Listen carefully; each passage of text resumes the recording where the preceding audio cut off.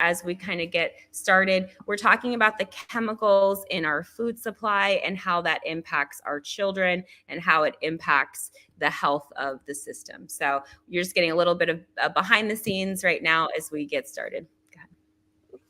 Welcome, welcome, welcome to the Holistic Solution with Ferdinand and Dr. Steele. And today we're talking about kiddos and chemicals.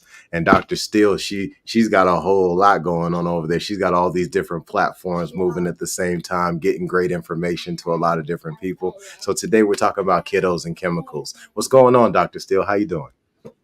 It's just such an amazing day. It's just been the morning filled with love and peace. And I've already ran across one of my other students, which is really cool. And we were just sharing all about our decolonizing our healthcare system, because it's really about a mindset. So this show really is more centered around practical solutions for you and your family. And as we can see, we have a special guest. Say hi, Trigger. Hi, Mama. And we also have a live audience of Elijah, Sincere, and Julie. I love it. Yes, indeed. So when we think about kiddos and chemicals, it brings me to one of the things that first brings me to is mental health. I was looking through Jerry Falwell's library and some of the peer-reviewed articles. And there was a lot in there about ADHD, a lot in there about renal problems, kidney problems with children. Well, why are some of those kinds of problems happening, Dr. Steele? So, it goes back to the demineralization of our soils, which we've talked about. We got away. Well, we didn't get away. We were colonized away from our original biodynamic farming practices, right? And that's where we use like the sun and the moon and astrology and all different things. And we let the soils rest, and we loved on the soils.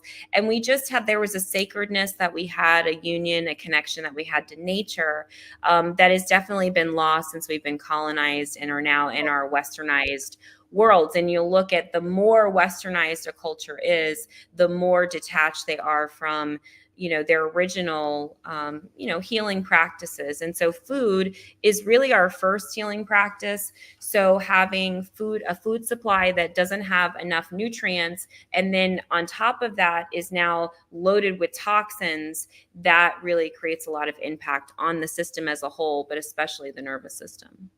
Absolutely. It was blowing my mind. I mean, I already knew that we were having a metabolic acidosis problem and a demineralization problem, but I didn't realize how bad it was in other countries as what it was in America. So like in England, I was just looking at a study just today, and I think it said up to 23% of children and young people are dealing with some kind of disease, ranging from this point to that point, but they're all dealing with some type of major health illness. We're talking about a fifth of the population. Well, 23%, that's almost a fourth of the population of children and young people in England. Now, I would imagine that it's probably way worse in America, and I haven't even looked up the numbers yet. So these are some things that I'm a little concerned about when it comes to kiddos and chemicals.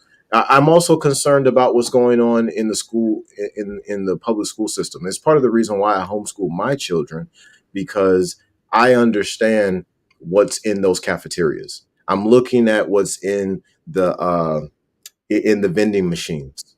I'm looking at what they're giving the children when they do well. Like when you do good, you might get a sucker, or you might get a mamba, or you might get you for the child to do well. Now, their positive reinforcement is poison. Yeah, it's red FD&C colors, dyes, additives, which are highly reactive to the system, or sugar, right? Heavily processed foods. And even when I was in natural health care for 3 years before my daughter was born. So I would make all these like gluten-free, this, that, the third, whatever. And even the social pressures, right? So even though she's going with all this stuff, the children made fun of her. And so she would throw things out, and became this constant battle even to the point where the school even would say, well, your child has said, that there's no food in the house. And I said, that's not true. There's food in the house. Well, she's losing weight. And I said, well, what she really means is that there's no toxic food in the house, because my daughter learned this word toxic food, right? I just want to eat toxic food. And so there was a real rebellion, right? And I really attribute it to, not only are these chemicals very harmful, they're highly addictive too, right? And I told an anecdotal story earlier about my mom, right? And I love her to pieces, and she would totally, be okay with this, but, because she tells the story too. But, she grew up in a time where they had a certain chemical in Coca-Cola, right? And, she was drinking that in developmental years, right? And having the, family history, having the intergenerational trauma that we have in our family line, having a chemical like that, they've since removed that particular chemical, but having something that's going to keep driving dopamine in her brain was actually quite harmful. And so I really, think that we should consider, right? And it's not just the sugar, it's also all of the chemicals, the red, the dye. That's why even with children, when we take these things away, right, they rebel and they crave. And because again, there are chemical reactions that are happening with these foods. Absolutely. And that's, I was telling my wife just the other day, I say, I like these cashews. They're like they coconut cashews or something like that. But they're soaked in sugar. You can see it all over the cashews. They're roasted, right? Well, I gave him some a couple of times, but we don't normally give him anything that has sugar in it at all.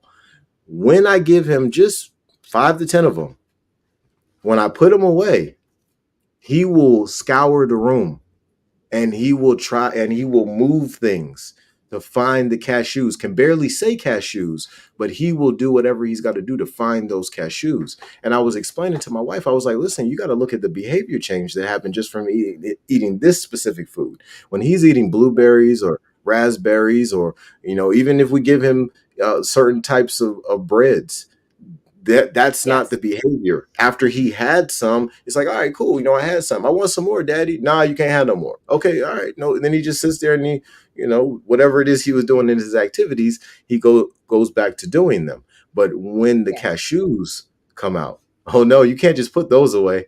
And if the cashews got finished and he saw them finished, oh, all gone.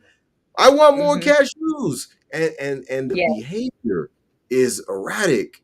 It gets slightly violent here or there Mm-hmm. from a Yeah. 2-year-old. So Yeah. imagine So then, imagine you and I, we already see it, what we're getting from adults who are of consuming course, these things at way higher levels. But yes, we're talking about agreed. kiddo. Yeah, exactly, precisely. And then so here's what a clue, right? Okay, so when my child is eating cashews as an example, right? Now I'm going to Google what are the chemicals, right, in cashews, right? What are they sprayed with? What are they made with, right? And that chemical compound, right? And I don't know what they are at the top of my head. That's not my wheelhouse, but these are the things that I would look up if a patient came to me and had that, complaint. And these are things that you proactively can look at. The other thing that you can do, that I love teaching patients this, because people spend hundreds of thousands of dollars on food allergy reaction testing because they go, oh, it's the food. And so now I've got to go and spend all this money. And you don't have to do that, right? So what I like to teach people is very practically, right? First thing, we have to take out all the known inflammatory foods. What are those? Gluten, dairy, sugar, food dyes, chemicals. Also, I was talking to somebody earlier about salicylates that sometimes can be an issue. So we definitely want to look at all of the known allergens, right? And so you can Google autoimmune paleo, different things like that. There's lots of lists. I'm sure I have something on my website and my blog. If not, I can create something really easily. And so the thing is that we want to make sure that we are cognizant of not just our food, but how it relates to our nervous system. Absolutely. And I'm glad you brought up the nervous system. I talk often in official capacities as well as unofficial capacities about what I call the zombie apocalypse, We've got a lot of people out here who are operating, in my opinion, as zombies. They don't have proper control over their nervous system, and they're insatiably running after something. The vast majority of them, that thing is money. And they don't, most of the time, they're not really coming up with a sustainable strategy for how to get that money, sustainable tactics and ways to achieve that money. They're just going after it. And on top of Yeah. that, they're damaging their nervous system along the way by eating these foods that aren't good for them. Various types of flour, almost all the types in the store of sugar and salts. I would even argue that we don't need added sugars or salts. The foods Yeah. that grow from the earth has the proper amount in it for us already. Yes, and the things that are enriched, right? When you see enriched, they pretty much pulled the nutrients out and then they put it back in. It's a chemical, right? So that's going to be most of the things that are in your inner aisle.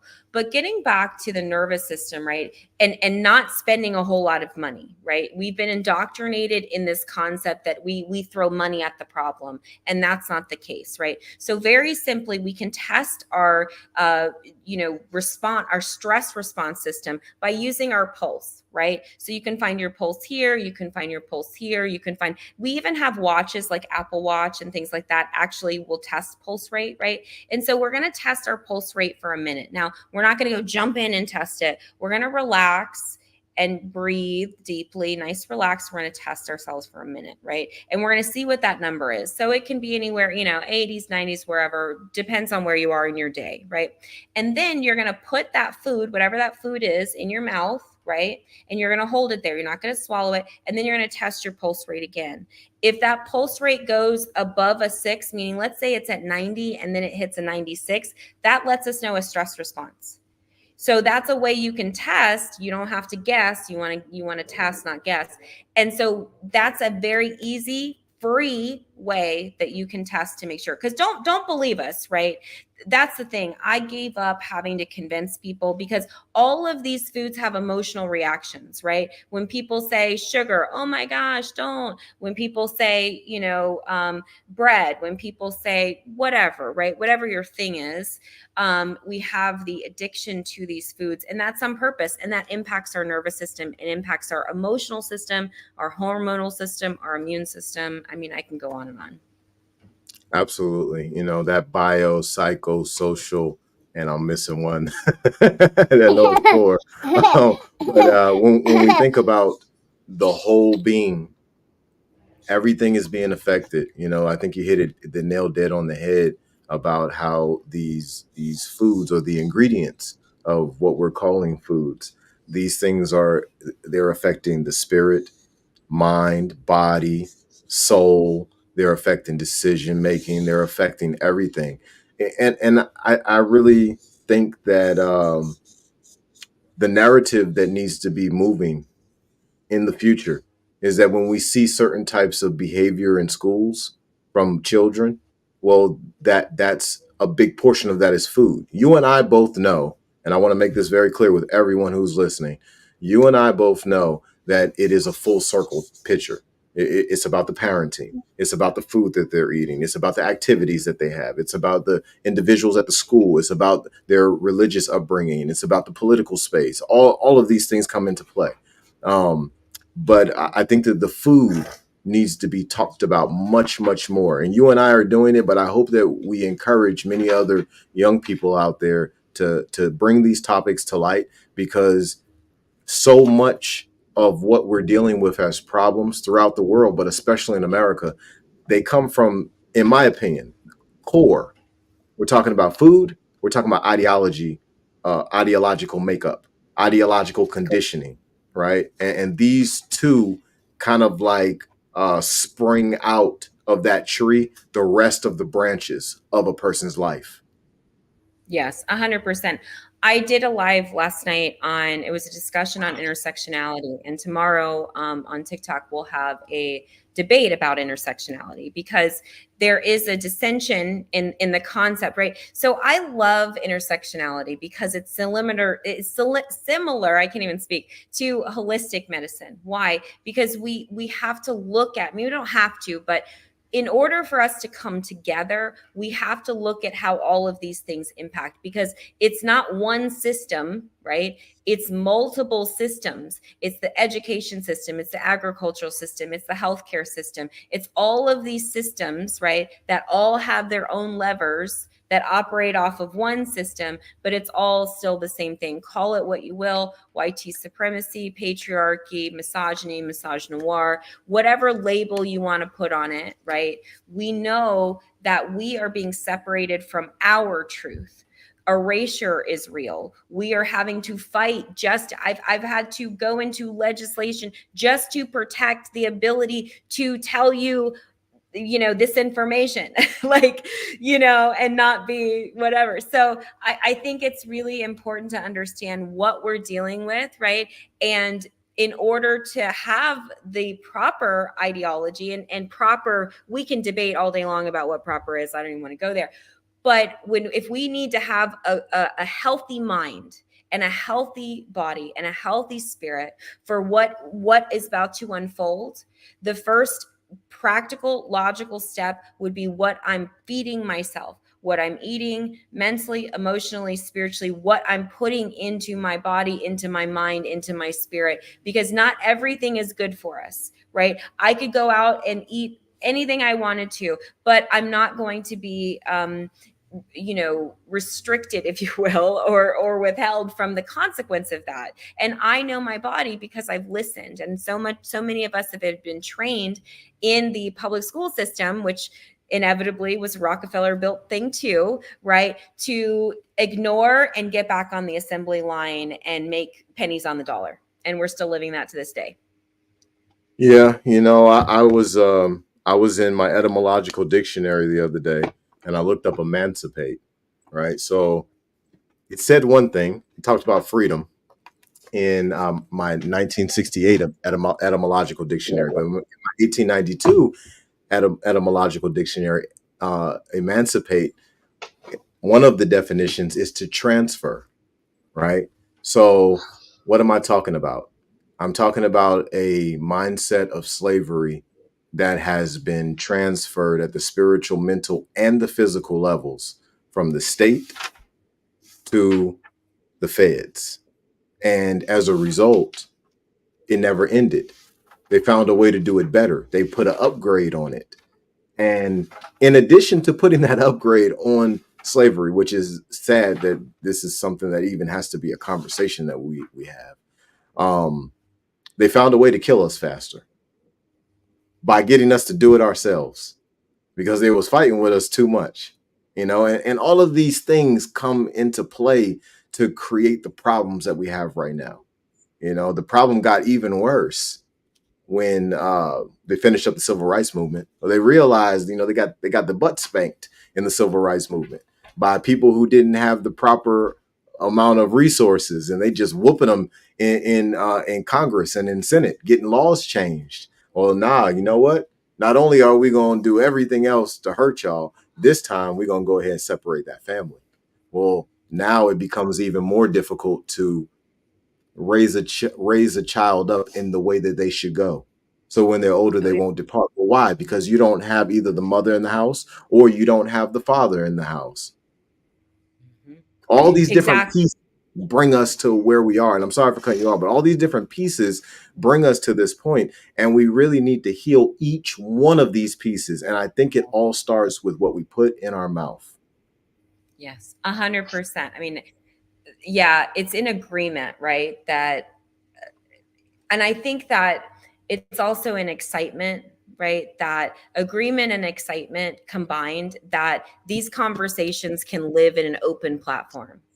Because I know for so long, these conversations only existed in the dark. And yes. Why is that? Because the powers that be made it that way. And they institute fear, they institute struggle, they institute all of these things, right? They destroy and tear down and colonize. And so, it infuriates me when this whole concept of pull yourself up by your bootstraps, right? So, okay, Black Wall Street, an example of that. What happened there? Fearless Fund in the modern day, right? What happened there? And so you can't have it both ways, this circular thinking. And so again, right, we have to empower ourselves. Otherwise, what's going to happen ultimately is that we're going to keep being unconscious, right, keep being victimized by our oppressor, keep helping them, right, out of our own trauma and our emotional wounds that have not healed. Because if we were not allowed to speak out and we had to suppress, what happens? The throat is a two-way channel. Either I'm going to express what I need to express powerfully, or right, I'm going to stuff things down. Dr. Joy said it best. It wasn't like after all of these movements happened, anybody got therapy. They didn't send, anybody in. They didn't study this phenomena. We're still to this day fighting for study of mental health issues, i.e. reparations, right? Everybody thinks it's, oh, just get over it. No, we can't get over it because it's still impacting. It has impacted my family significantly. It affected my mother, my grandmother. This is not like far away. If I don't maintain this, the reason that I pay attention to what I eat, pay attention to what I expose myself to, who I expose myself to, what I think, what I feel, how I connect with my ancestors, all of these things are what I have to do to keep myself balanced, simply because of the impact of colonization. Absolutely. That's very powerful what you brought up about the generational curses that Western psychological conditioning has brought to the table with their need to control, to divide and conquer. It brings me to think about three laws. And these three laws I often teach in multiple different spaces: the law of suggestion, the law of sacrifice, and the law of reciprocity. But the law that stands out from what you were just talking about concerning your lineage and how y'all have been affected by this spiritual systematic warfare is the law of suggestion. How we have taught the next generation through fear, and each generation, each generation, the next generation has made certain choices that kind of kept them bound because of moving in fear, guilt, doubt, and disbelief. So I think about that often. And for the audience out there, if you're not familiar with the law of suggestion, the law of suggestion is basically what we do in repetition, we become, right? So anything that we allow into our existence, it is suggestion. It becomes electrical impulses in the brain that we call thought. That if we emotionalize, the subconscious mind now has a picture of what it is to create in an automatic type of fashion, right? But these are things that we need to think about with the children. We need to pay attention to what we're giving to the children in suggestion, because the children don't deserve to have to start life from 50 miles behind the start line. And along the way of that 50 miles, you've got to cross rivers of crocodiles. You got to do backflips through hoops of fire. You've got to fight off mobs of people. This is just to get to the start line of the race. Our children shouldn't have those types of issues. They should have a fair start line like everyone else. And that requires truth. And without it, no one can be free. They're always going to create a situation for themselves where they bound themselves in situations that they feel like they can't get out of.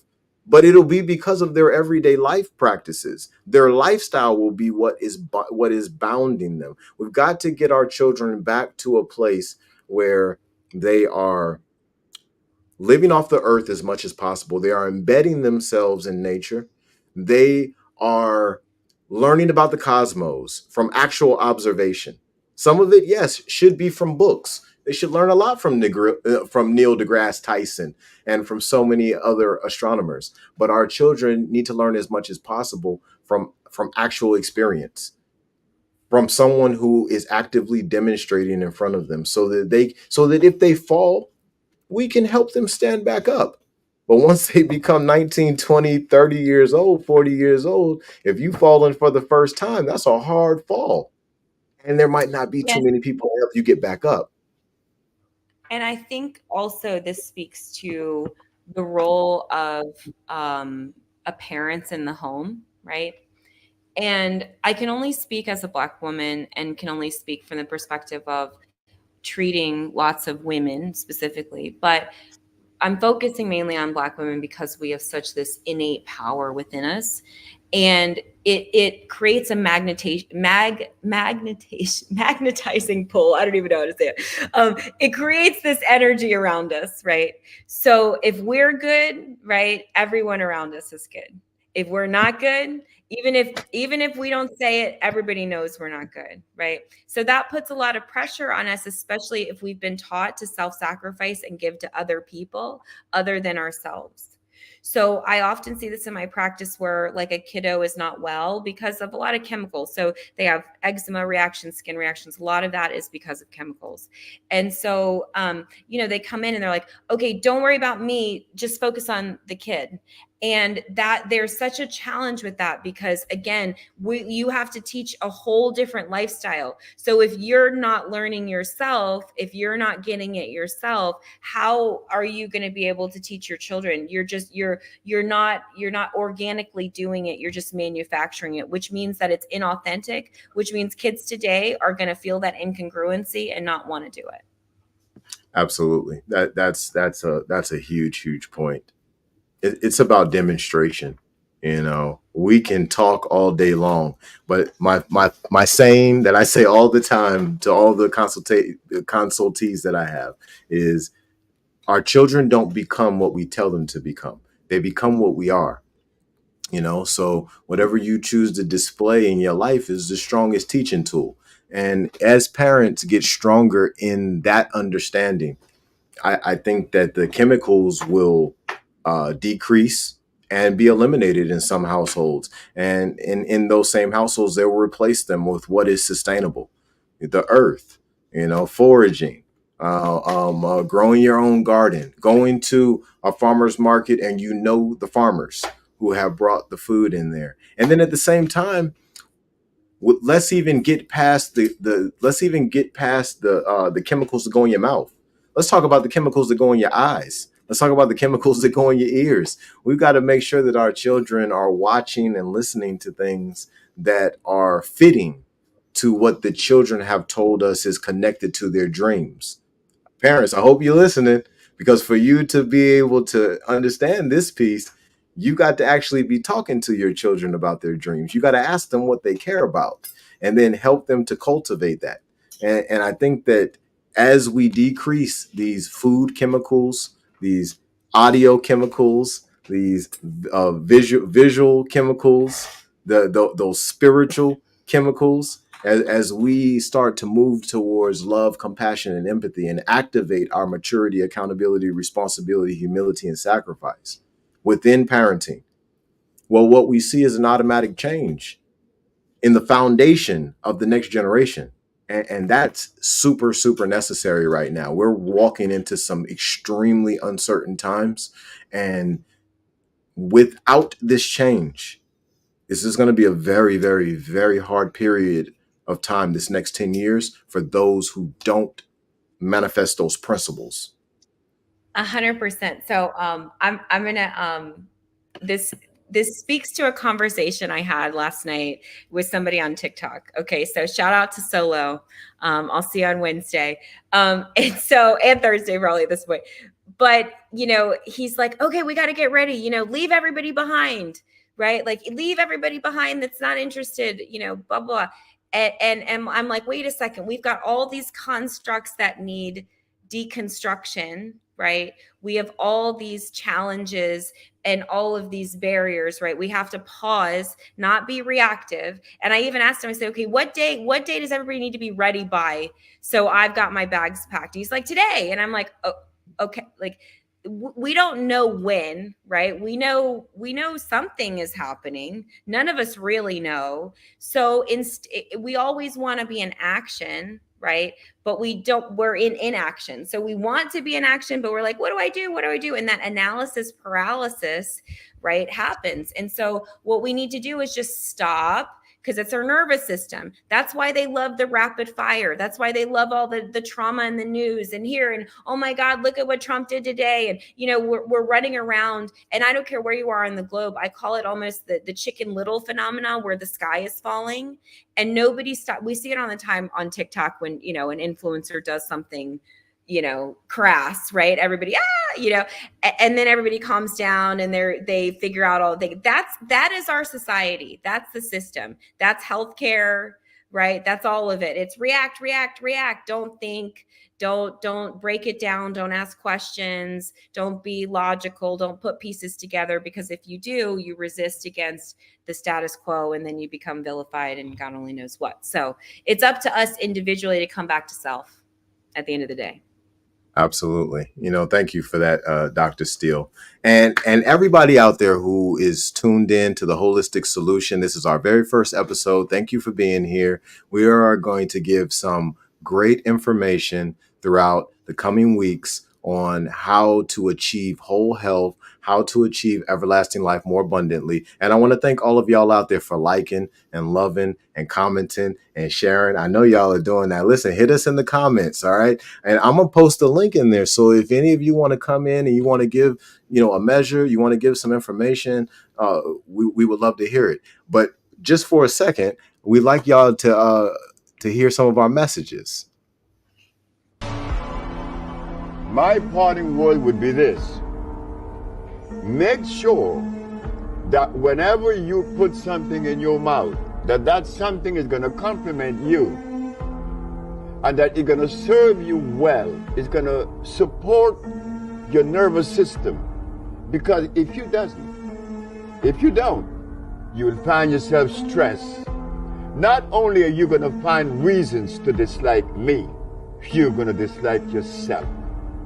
Glucose is the greatest enemy that you could ever be faced with. Avoid it.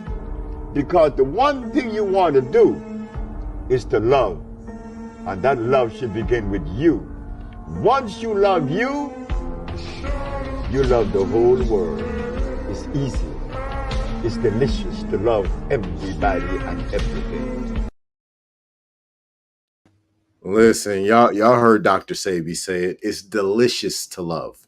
All right. Listen, we gotta start living that delicious life. We gotta start living that life where we're focused on love, compassion, and empathy in every step that we take, the way that we shower, the way that we brush our teeth, the way that we eat, the way that we communicate with other people, the way that we drive our vehicles, the way that we think when we're connecting with other people who are on other parts of the globe, or those who are in other rooms right in the same house. No matter how it is that we move, we need to move in that delicious space of love, compassion, and empathy. And that's coming from one of the most effective holistic health experts in the history of mankind.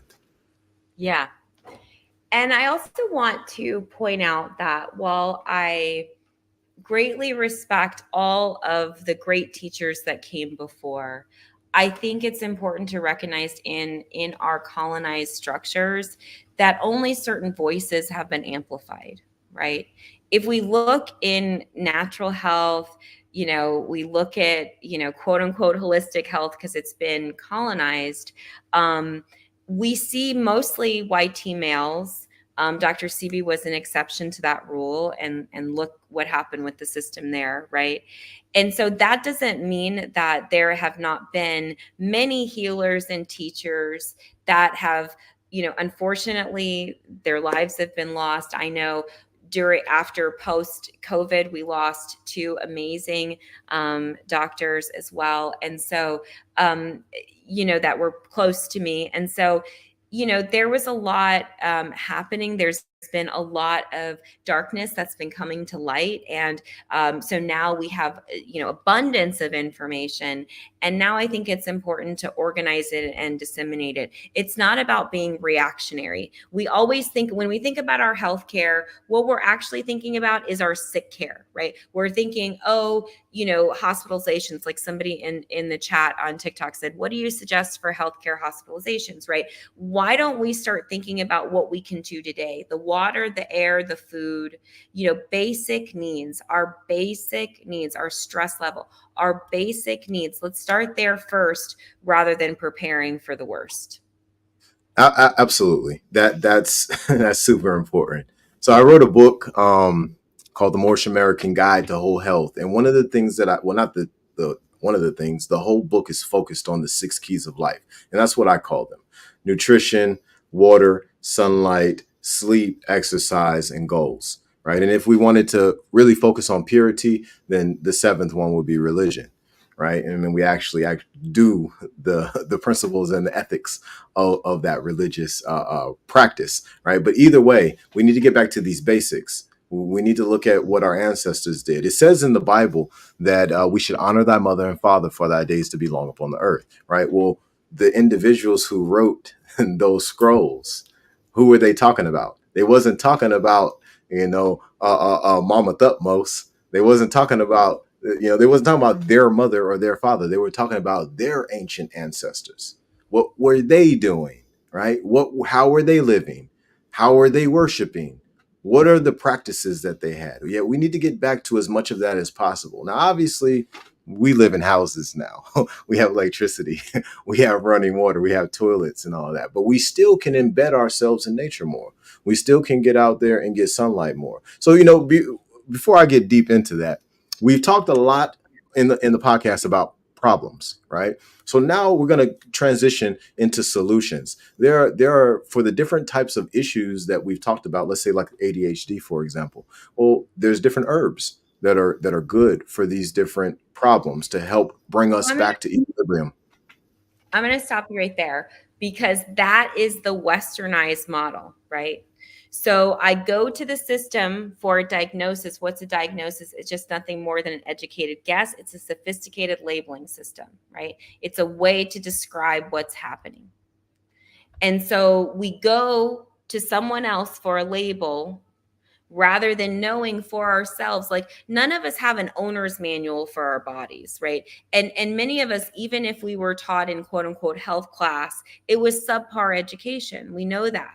And also it was all whitewashed and colorless.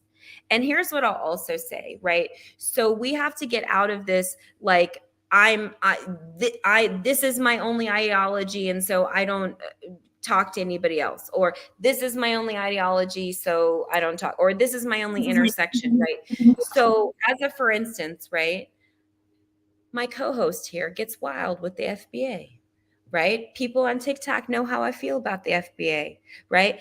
And we can have fun and talk about health, right? My co-host is self-trained, right? I'm formally trained.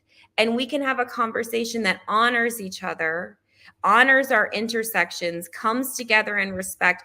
I've been mind blown about some of the things about astrology and things that I would not have known had I would have not come in contact with my co-host. So the thing is we have to drop what we perceive as divisive, and we all have to come together as Black people, regardless of what flavor Black person that you may come out as, FBA included. Well, I think that's a great point. When we talk about, and just for everybody who's listening, and thank y'all for liking, loving, commenting, and sharing. But just for everybody who's listening, when Dr. Steele uses words like colonizing and colonizer, I want everybody out there to understand that we're still operating right now. Our society is operating by a Roman system to this day. Many of you still use Roman numerals when you're writing numbers, right?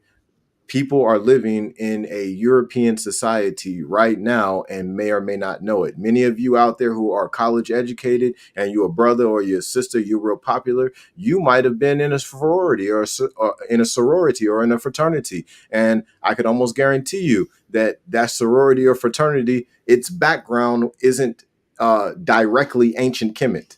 Now, if you go back far enough in the history of it, the real origin, you might find it there, but you're wearing Greek letters. So much of our society from the top to the bottom is westernized. So whenever Dr. Steele is using colonized or colonizer types of words, these are accurate, right? I want to make sure that I clarify that for the crowd that may not understand what we're coming from, because Well, that's yeah, important. because they blaze me out because they don't realize, right? I've been doing this work for like ever since, right? Long time, 20, 30 years. And so, 20 years professionally, obviously, 30 because of my childhood. And so, learning and learning and learning. And so this is my reduction, right? I've reduced down to you're either a colonizer or you're being colonized. And it's a mindset. So I have to, when I go into spaces, I'm conscious of not colonizing, not taking over, right? Giving space and giving room, right? But also not being colonized either, standing my ground and speaking my truth and saying, this is me. And I'm not going to go into kind of this, amorphous state to make everybody else comfortable. I'm not going to keep shrinking myself, because me making everyone else comfortable around me, number one, was costing me my life, but number two, was costing millions of other people's lives. And so that's why we have to get this information out to people. So that means that you got a little bit of knowledge, I got a little bit of knowledge, I'll brag you hard about the FBA stuff. But the reality is that we're coming together, we're putting that aside, and we're coming together to support each other and build and grow. That's a fact. Building and growing. This is very important. And understand, parents out there, right? We're talking about kiddies and chemicals today, and understand that the period between birth, or really the moment of conception, all the way up until, let's say, 7 to 9 years old. This is a very critical period for what your child is putting into their body, what they're putting into their mind, what they're putting into their ears, the secretions of their skin, right? What they're putting in through their third eye. All of this is very, very important. It is structuring the foundation that child who becomes a man or becomes a woman will move forward in life with. And the things that they achieve will be a direct reflection of what happened during those first 7 to 9 years. So these are things to really think about. And I think that every parent out there take some knowledge from what Dr. Steele is bringing to the table, and let's move forward. I think one of the best ways we could start in our moving forward process is to turn off those screens as much as you can, right? Unless you're actually focusing on a purposeful type of entertainment that's going to help elevate your life in some kind of way, turn that TV off, put that phone down, put down that tablet, pick up a book or something like that, or maybe just have a conversation with someone who has some wisdom. And these different small changes, subtle changes, will also reflect in your children and the decisions that they make. And they will reduce their chemical intake, because now what y'all are taking in is love. Y'all are taking in compassion and empathy. Y'all are taking in truth now. Yes, exactly. So we created a checklist, right? We're going to go to, I love what Jelly said on TikTok. She's in agriculture, and she talked about, going to, more ethnically sourced stores. So more of like Indian stores or Asian stores, et cetera. Those are pretty much everywhere because they're going to source mainly from their providers. You have farmers markets, which are in your local area, right? But you have to speak to the farmers. Don't just assume because they're at a farmers market that they've got everything. Ask them what their growing practices are. Do they have a farm? Do they have what's called community supported agriculture, where it's like a farm buy-in, where you get, a certain share of whatever they grow. And that can go good or bad. Usually the good ones are, waiting list. So that's a challenge. Really growing your own is the most economical, but it does require a little mind and, sweat equity on that. And if you're, just absolutely all you can do is a grocery store, make sure that you stay on the outside. Remember, everything on the inside is probably not living, not well, not safe, it's cut shelf life and things like that. So definitely stick with more of fruits, vegetables. I like to keep it really simple. If it's God made, eat it. If it's man made, stay away from it. You don't need any kind of education to know when there's tons of chemicals and stuff. But if you do need some resources, there's some really good ones. EWG.org. I encourage you to watch their YouTube, their TED Talk on 10 Americans talks about all of the chemicals in 10 Americans who weren't even even actually alive yet. They tested 10 Americans in the womb, one of which there was the gentleman's child.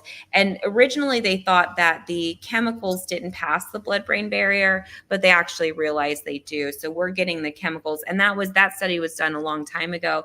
And now you think on the political stage, they're fighting to dismantle the EPA. And so if they don't, because of corporate greed, so if they don't have those protections in place, imagine, I mean, Flint, if we heard anybody from then, how's the water going up there? You know what I'm saying? Like, we have some real issues happening environmentally. And I definitely hope over the course, and I know over the course of this, we'll release those resources. Thank you guys so much for being patient. We literally threw this together. I was like, hey, let's do this. Like, we got to go. And let me tell you, I just have to give you your kudos because you hung in there. So I'm a tough cookie. Anybody that wants to train with me, don't play with me. Okay. Because in order to be the person that you need to be, in order to deal with what you're dealing with the ego, you got to be organized and all in one pocket. You got to be ready. You absolutely.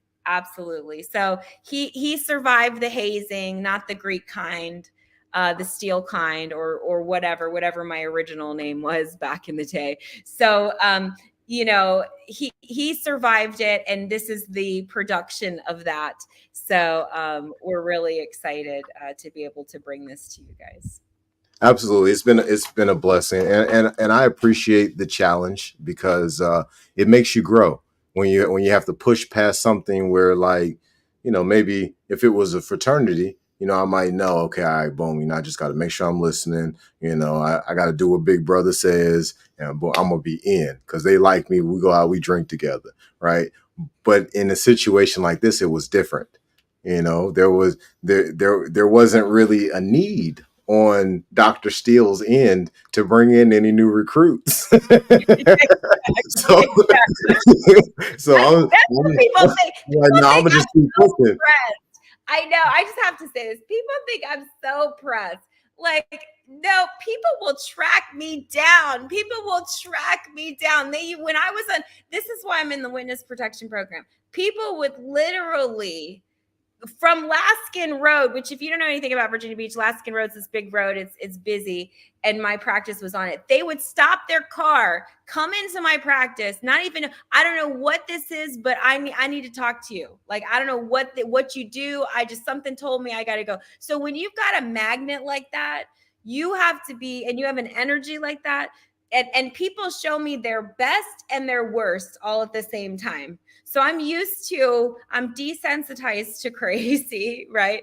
But so I know what I'm dealing with, right? And so I make sure that people are prepared. Physician, heal thyself. Make sure that on all cylinders, mentally, emotionally, spiritually, because there's so much that's going to be thrown at you.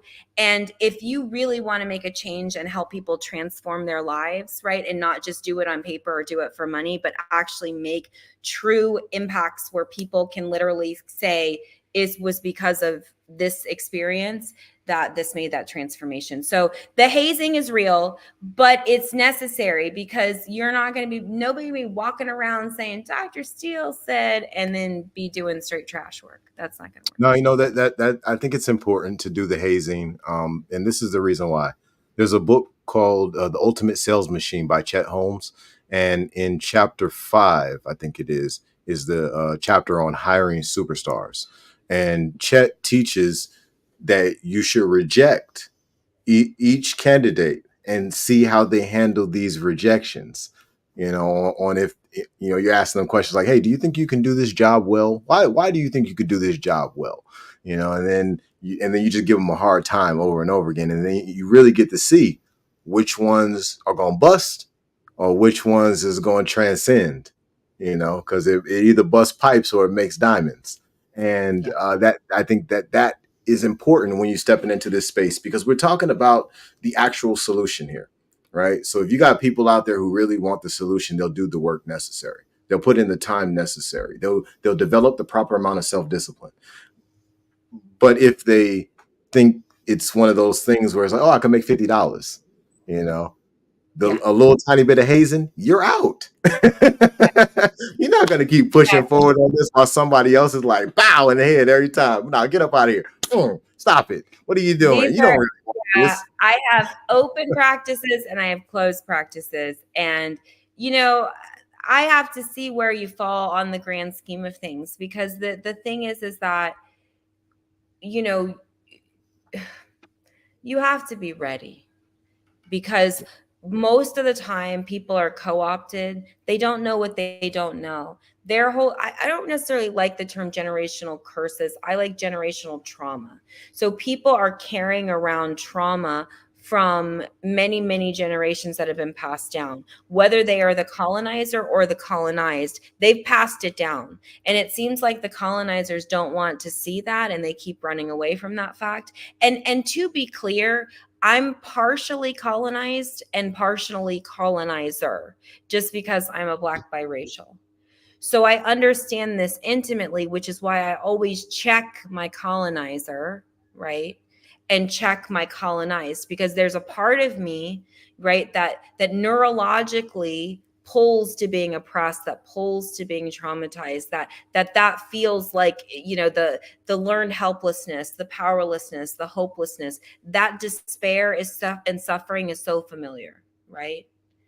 And so I have to keep that in check. Same thing with the colonizer. That's the patriarchy. That's, I'm going to run over top of you. I'm not even going to think about it. I'm going to get this done. I'm going to tell you after. If you don't like it, deal with it. Right? Like the short, the shrewd, the to the point. It's all about money, money, money, time, energy. All that is the colonizer. And even me as a woman and as a Black woman, I had to still look at that pieces, because I still was doing it. Why? Because I have both. That I'm working through. So that's trauma. And I'll leave with this. I did a plant medicine ceremony. This was so telling. I did a plant medicine ceremony with my dad and my cousin on my, my dad's side. And I was negotiating with my ancestors about how much trauma I was going to take on, like processing wise, because this has been going on for a lifetime. And so I'm like, no. And I'm literally suffering. I'm literally like, I mean, the noise, it's audible. Like I'm like giving birth practically. And what's happening and what's going on is very deep. And, unconsciously, consciously, right? My father's over here in the distance, right? And he's laughing and he's making jokes about, my trauma, right? But look at the dynamic, right? The colonizer and the colonized, right? That was so powerful. And I later integrated what that meant, which, we'll get more into that. But I want you to understand the dynamic, right, that exists. Our pain is not seen, but also too, our pain is fetishized, and our pain and our trauma, it's like it's fed on. It's an enjoyment. It's a pleasure response.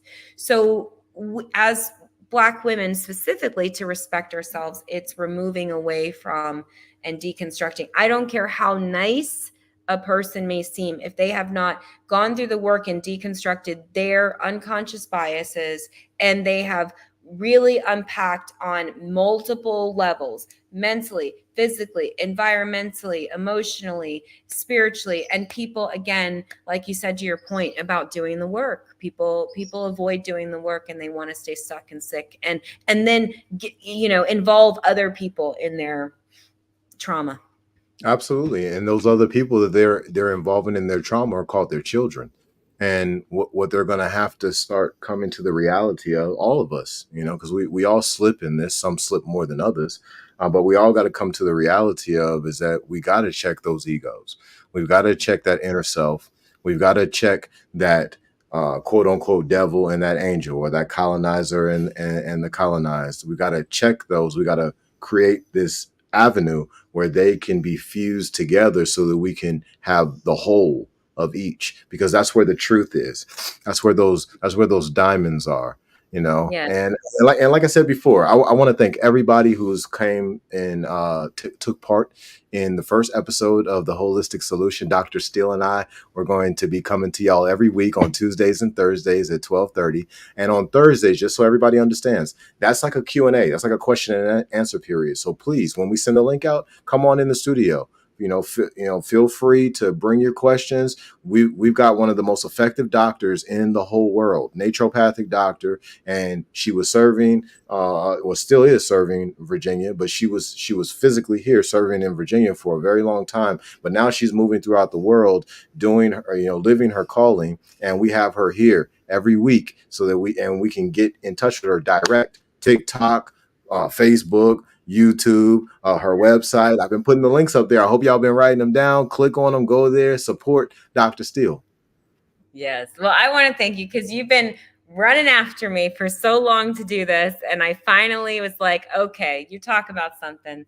Let's get it done. So I was excited by your questions. Just speaking of which, there is a question on TikTok by Line BB. I don't know how to pronounce it. Hopefully I pronounce it right.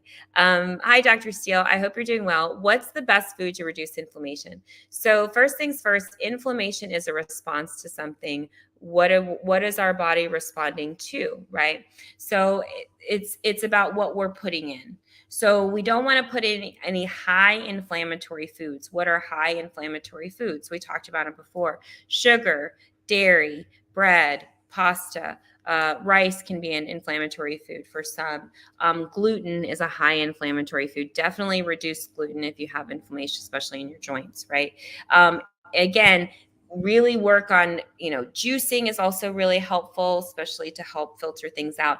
Lots of hydration and water because you got to move the chemicals through your body. Because if you've been eating a lot of chemical food and your body's generating inflammation because it's trying to protect itself, you definitely want to flush first. A lot of times people want to skip to the food or even the exercise and they skip over proper hydration, and that is absolutely key because really we're just hydroponic units, really, I feel like, as humans. So